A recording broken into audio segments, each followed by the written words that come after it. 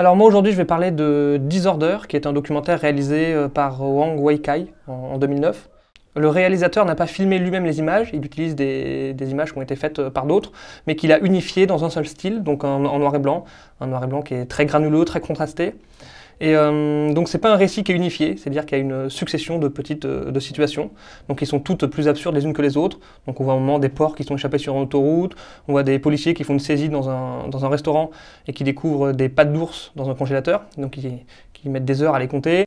On voit aussi des pompiers qui retournent plusieurs fois sur le lieu d'un incendie parce qu'ils n'arrivent pas à éteindre le feu, en fait, qui repart dès qu'ils tournent le dos. C'est assez drôle. Et on voit aussi des ambulanciers qui traînent un type sur 100 mètres par les bras pour le mettre dans une ambulance.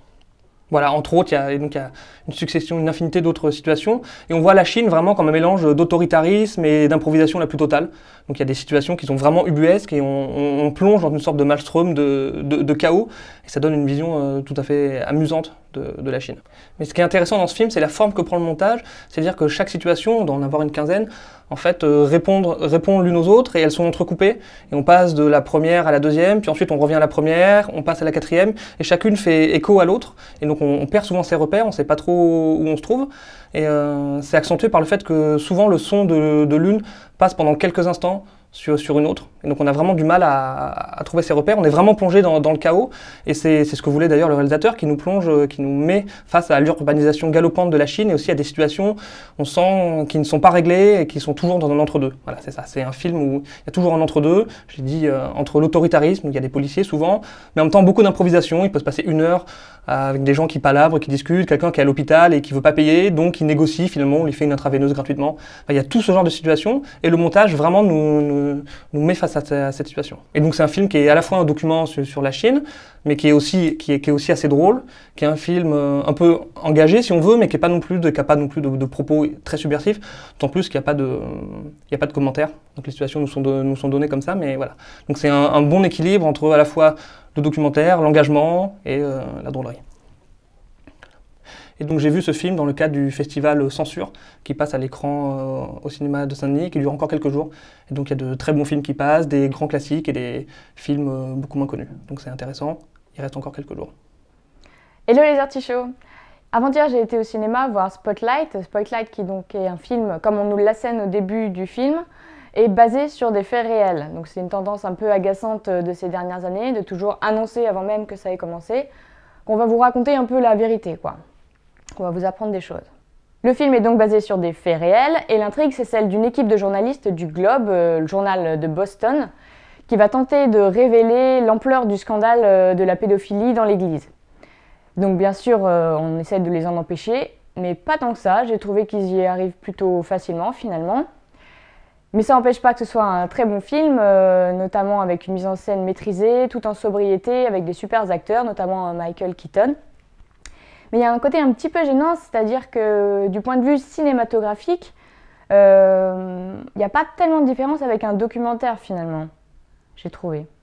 Mais il y a un petit côté un petit peu gênant, j'ai trouvé qu'on était très proche finalement de la forme documentaire. C'est presque un docu-fiction parce que c'est très neutre, il n'y a aucune dramatisation, pas d'effet esthétique. Donc on est proche voilà, d'une manière de filmer qui est celle du documentaire. Finalement, on est plutôt content que cette histoire ait été adaptée, puisque lorsqu'on va voir sur internet la vraie tête des journalistes, finalement, c'est pas plus mal qu'on ait Rachel McAdams et Michael Keaton pour les remplacer au cinéma. Salut à tous, moi hier je suis allé voir une exposition au CPIF, au Centre photographique d'Île-de-France, qui s'intitule « À fendre le cœur le plus triste ». Donc pour commencer, c'est un projet assez original puisqu'il part en fait de la découverte d'une archive anticoloniale par un historien et qu'après ils ont décidé de faire une exposition de photographie contemporaine dessus. L'archive en elle-même, c'est une série de photographies laissées par un député du sud de la France et qui représente une pendaison à l'époque coloniale, donc une pendaison contre des gens de territoires occupés. À partir de cette archive, l'historien et la scénographe ont demandé à quelques photographes de faire un projet, de monter un projet en rapport avec cette archive, en reprenant ou pas les photographies de l'archive, mais en tout cas en traitant la question de la violence de la guerre. C'est de là que vient le nom de l'exposition, À fendre le cœur le plus dur, et le sous-titre, Témoigner la guerre, regard sur une archive. C'est une expo qui est très intéressante, avec des photographes très variés, comme Agnès Geoffrey, Alexis Cordes, Adam Bromberg et Olivier Chanarin, avec des projets très variés pour traiter le même thème, donc ça c'est pas mal. Par exemple, moi j'ai bien aimé le travail d'Alexis Cordes qui prend le parti de donner une seule grande photo de forêt tropicale très belle, très épurée, avec rien qui se passe dedans, alors que son propos c'est le génocide du Rwanda. Donc il y a une tension entre ce qui est montré et ce qui est à comprendre, entre ce qu'on veut dire et ce qu'on peut lire.